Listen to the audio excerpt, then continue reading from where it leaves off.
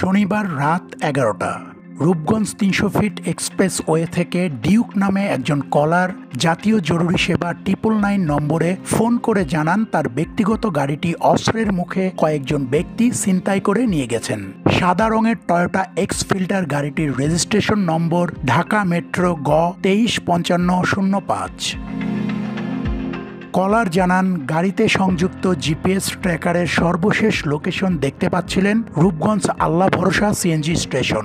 999 call টেকার constable মোহিত তাৎক্ষণিকভাবে নারায়ণগঞ্জ জেলা police নিয়ন্ত্রণ কক্ষ ও রূপগঞ্জ থানায় বিষয়টি দ্রুত উদ্ধারের ব্যবস্থা নেওয়ার জন্য জানান।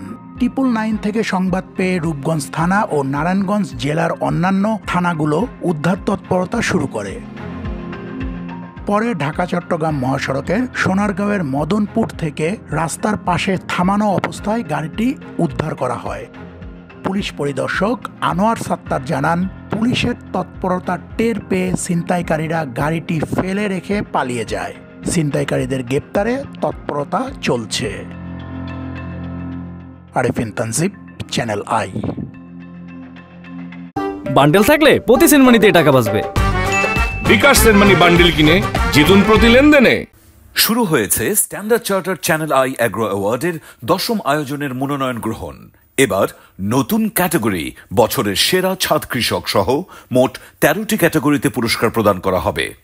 মনোনয়ন গ্রহণ চলবে আগামী 15 জুলাই 2025 তারিখ পর্যন্ত।